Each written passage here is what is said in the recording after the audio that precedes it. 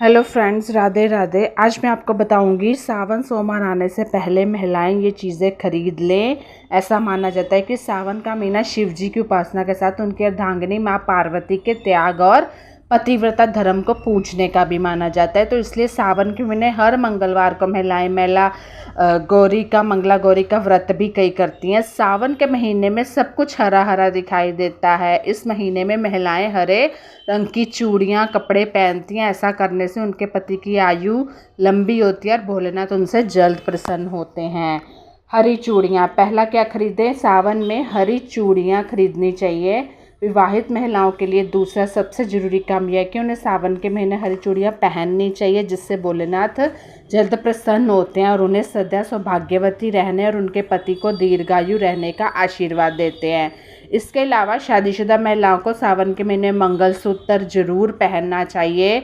इस बात का खास ध्यान रखना चाहिए कि आपका मंगलसूत्र कहीं से टूटा फूटा ना हो, अच्छा साबुत हो। रोजाना करें ये काम। सावन के महीने अगर आप रोज़ महिलाएं स्नान करके शिव जी को जल चढ़ाने के बाद खुद और अन्न जल ग्रहण करना चाहिए। उन्हें पंचामृत चढ़ाएं, बेलपत्र चढ़ाएं, उसके बाद शिव चालीसा का पाठ करती हैं तो ये उनके लिए शुभ होता है। क्योंकि 22 जुलाई से अगले सोमवार से सावन का पहला दिन सावन सोमवार यानी कि स्टार्ट हो जाएगा। तो ये चीज़ें पहले लाके ख़रीद लीजिए। 16 श्रृंगार में ये सारी चीज़ें शुभ है, बेस्ट है। सबसे पहले मांग में सिंदूर। सभी विवाहित महिलाओं को इस बात का ध्यान रखना चाहिए कि उनकी मांग हमेशा बरी रहे। खास तौर पर सावन के महीने में भूल कर भी अपनी मांग खाली नहीं रखें और इसमें सदैव सिंदूर सजा कर रखें।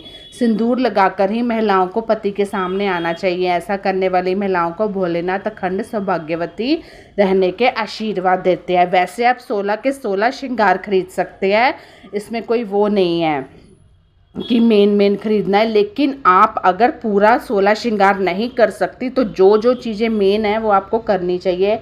बिछुआ पायल, सावन के महीने विवाहित महिलाओं को पैर में बिछुआ पायल जरूर रहना चाहिए। मान्यता है कि जो महिलाएं सावन के महीने में छन छन करने वाली पायल पहनती हैं उनके घर में भोले बाबा और पार्वती स्वयं पधारते हैं। इतना ही नहीं, ऐसी महिलाओं को साक्षात लक्ष्मी का रूप माना जाता है और ऐसे लोगों के घर में कभी धन की कमी भी नहीं होती। और अपने आपको पता है सावन के महीना तो हर किचन विचन सब साफ फ्रिज विज करके रखिए। बहुत परम पावन महीना है। भोले बाबा आपके घर आए। हाथों पर मेहंदी, सावन के महीने सभी विवाहित महिलाओं को हाथों पर मेहंदी लगवा के रख लीजिए। बस हाथों पर हरी हरी मेहंदियाँ सुहागिन महिलाओं की पहली निशानी है और शुभ माना जाता है। ऐसा करने से उन्हें माता पार्वती का आशीर्वाद प्राप्त होता है। इसे सुहाग की निशानी माना जाता है। जो लोग देखिए अपने ट्रेडिशनल है, ये हमारा भारत का अपने ट्रेडिशन अपने कल्चर के साथ जुड़े रहते हैं, वही उनका सबसे बड़ा धर्म है और कोई धर्म ही नहीं है। 16 श्रृंगार विवाहित महिलाओं का गहना माना जाता है। तो सावन के महीने आप ये सब चीज़ें ज़रूर करें। पूरा 16 नहीं कर सकती तो ये मेन तो करें। इसके अलावा श्रृंगार की सभी वस्तुएं भी माता पार्वती को अर्पित करनी चाहिए। इससे माता पार्वती खुश होती है, आपको अखंड सौभाग्यवती होने का आशीर्वाद देती है। दूसरा मैं आऊँगी बिंदी। बिंदिया समझते हैं आप? बिंदी भी पहली सुहागन की पहली निशानी है, महिलाओं की पहचान होती है इससे। लेकिन अब कुंवारी महिलाएं भी छोटी सी बिंदी लगा लेती हैं, इसे खूबसूरती के लिए लगाती हैं। जो महिलाओं के 16 श्रृंगार को बहुत ही खास हिस्सा है और उसके 16 श्रृंगार में चांद लगा देता है बिंदी।